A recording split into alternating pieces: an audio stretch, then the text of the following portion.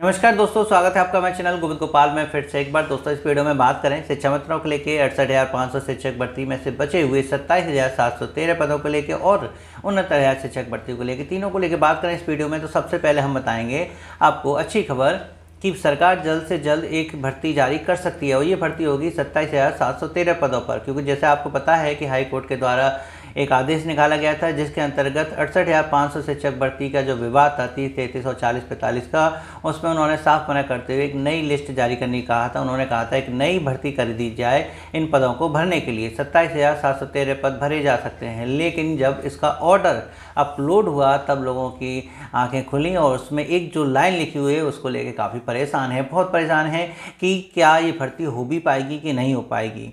उम्मीद जगी थी सभी शिक्षा मित्रों को कि शायद अब इस भर्ती में उनको फिर से एक बार मौका मिलेगा। बातें तो बहुत बन रही थी, बातें ये भी बन रही थी कि क्या इस 27,713 पदों पर भर्ती में जो पहले 68,500 शिक्षक भर्ती में फॉर्म भर चुके हैं केवल वही आवेदन कर सकते हैं या सभी लोग कर सकते हैं, शिक्षा मित्र कर सकते हैं, नहीं कर सकते हैं, उनको भारांक मिलेगा कि नहीं मिलेगा, क्या बीएड वाले आवेदन कर सकते हैं। सवाल तमाम हैं लेकिन जवाब अभी किसी के पास नहीं है। सबसे ज़रूरी बात कि क्या भर्ती हो पाएगी। कोर्ट ऑर्डर में जो लिखा हुआ है एक लाइन कि यदि कोई कानूनी बाधा ना हो तो सरकार इस पदों को भर सकती है। अब बात आती है कानूनी बाधा ना हो, इस लाइन का क्या मतलब है, क्योंकि यही बात कह के कहा जा सकता है कि शायद कोई भी भर्ती ना हो इन पदों को लेके।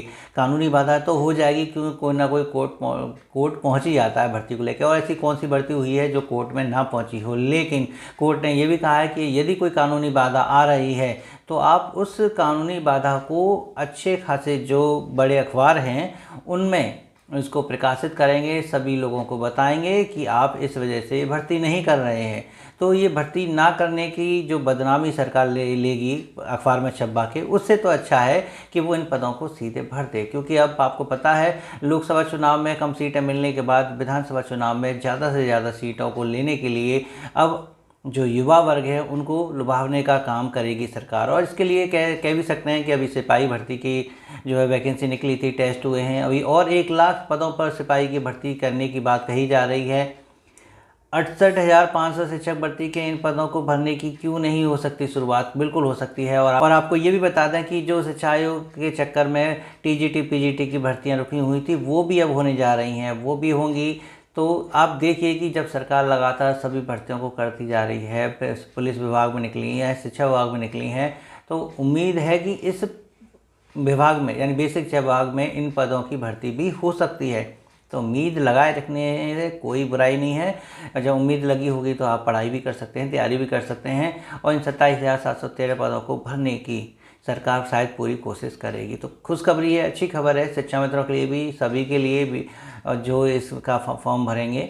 हो सकता है ये भर्ती आ जाए। तो निराश होने की जरूरत नहीं है सिर्फ एक लाइन पे कि कानूनी बाधा है, भर्ती नहीं आएगी। सिर्फ कहने की बात है, कानूनी बाधा लगभग सब भर्तियों में आ ही जाती है किसी न किसी तरीके से, जिसकी वजह से लोग कोर्ट चले जाते हैं। 69,000 शिक्षक भर्ती को ही ले लीजिए। अब इस समय सरकार अभ्यर्थियों के लिए या कह लीजिए जो काम कर रहे हैं उनके लिए इतना पक्ष रखती है कि 69,000 शिक्षक भर्ती में से जो प्रभावित हो रहे थे उनको बचाने का भी काम कर रही थी सरकार। वो चाह रही थी इनका समायोजन किसी न किसी रूप में कर दिया जाए, जो आरक्षित वर्ग प्रभावित हो रहा था उसको भी जो है जॉब मिल जाए। तो सबको देखते हुए सरकार चलना चाहती है, लेकिन क्या करते कि जो पहले से जॉब कर रहे थे वो सुप्रीम कोर्ट पहुंच गए। सुप्रीम कोर्ट में केस पहुंचने के बाद फिर सरकार ने अपने हाथ पीछे खींच लिए हैं। अभी वो कुछ भी ऐसा कार्यक्रम नहीं बना सकती है कि उनको भी संरक्षित करे और जो कोर्ट ऑर्डर आया था उसको भी जो है प्रभावी करे, लागू करे। आ गई इस परेशानी क्योंकि मैटर कोर्ट में चला गया है। शायद वहाँ नहीं जाता सुप्रीम कोर्ट में तो सरकार बीच का रास्ता निकाल ही लेती।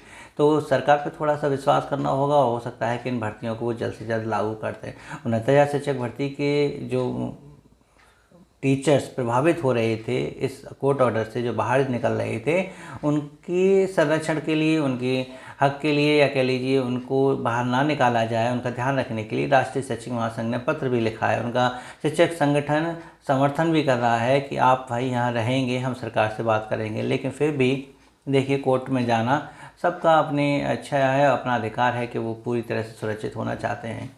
बात आती है अब शिक्षा मित्रों के धरने को लेके, तो 5 सितंबर के धरने की तैयारी दोनों संगठन ने भली भांति कर ली है। अभी भी हो सकता है कि स्थान को लेके कोई चर्चा हो, लेकिन सभी मान के चलें तो इको गार्डन पहुंचेंगे सुबह 5 सितंबर को और सरकार से अपनी बात रखेंगे कि हमारी जो मांगें हैं आखिर कब पूरी होंगी। माननीय मुख्यमंत्री से बातें हो पाएंगी नहीं हो पाएंगी ये देखा जाएगा, लेकिन धरना अनवरत चलने की बात है तो वहाँ कई दिनों तक धरना चल सकता है। तो पूरी तैयारी कर लीजिए। कल शाम को बस निकलेंगी 4 तारीख की शाम को और 5 तारीख की सुबह लखनऊ पहुँच जाएंगी। आज बेसिक से जुड़ी अपडेट यही थी। इस क्षमता से जुड़ी अपडेट आपको पसंद आई होगी तो प्लीज़ वीडियो को लाइक कीजिएगा, शेयर कीजिएगा। चैनल पर नए हो तो चैनल को सब्सक्राइब कर लीजिएगा। मिलेंगे आपसे अगली वीडियो में ऐसे ही कुछ अपडेट के साथ। तब तक के लिए नमस्कार, जय हिंद।